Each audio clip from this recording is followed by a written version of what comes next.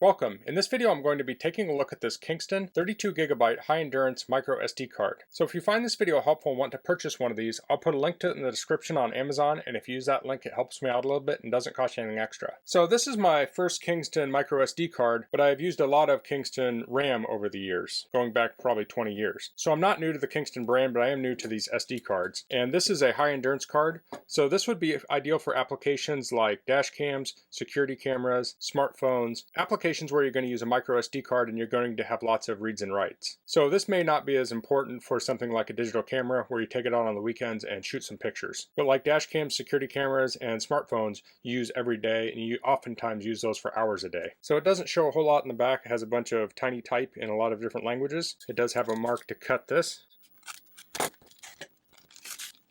Okay, here it says the 3-year warranty is limited to defective product replacement or refund of current value, limited to price paid, not transferable and subject to applicable laws. Full warranty at kingston.com/WA.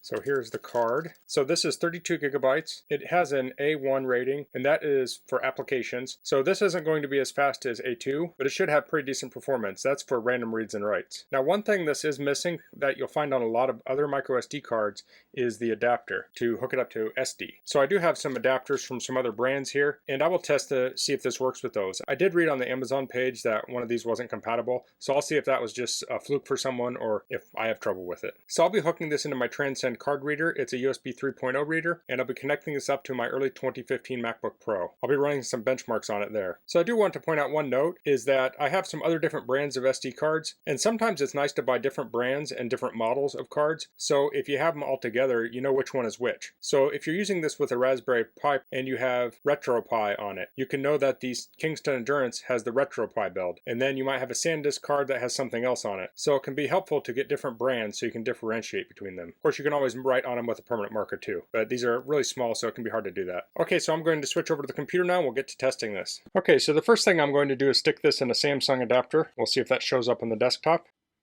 Okay, that worked. I'll eject it. Now I'll try SanDisk. That worked. So for this, I'm plugging it into the SD card reader on the computer itself. Now I'm going to transfer it into the Transcend reader. I'll plug that in. That came up. Let's see how this is formatted from the factory. So it's formatted as FAT32. So I'm going to reformat this, and I'll be using SD card formatter, and that is software from the SD Card Foundation. That is a very good way to format your SD cards. So let's just do a quick reformat on this.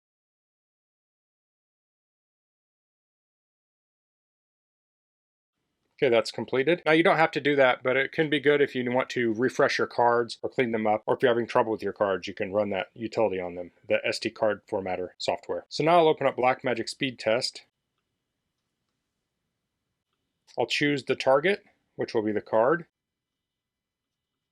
Okay, so we're getting around 30 megabytes per second write speed and around 90 megabytes per second read speed. So if you're using this for a camera, I think the read speed tends to be more important than the write speed. As long as the write speed will write at a speed that can write from the camera sensor to the card, you're in good shape. But where you really want the speed is reading it back so you can copy those files to your computer. So I'll close this and I'll open up Amorphous Diskmark, and that is the Mac version of Crystal Diskmark. It's a similar software. Choose the Kingston drive, and I'll run all these tests, and these can take a second to run. So I'll probably speed the video up here. Okay, that test is completed. So on the sequential tests, we got similar results to Blackmagic Speed Test. We got 92 and 95 megabytes per second read, and 32 and 33 megabytes per second write. And then when we go into random read writes, we got 7 megabytes per second read and 2 or 3 megabytes per second write. So if we change that to input outputs per second, for the random we can see we get around 1800 read and 759 or 529 write.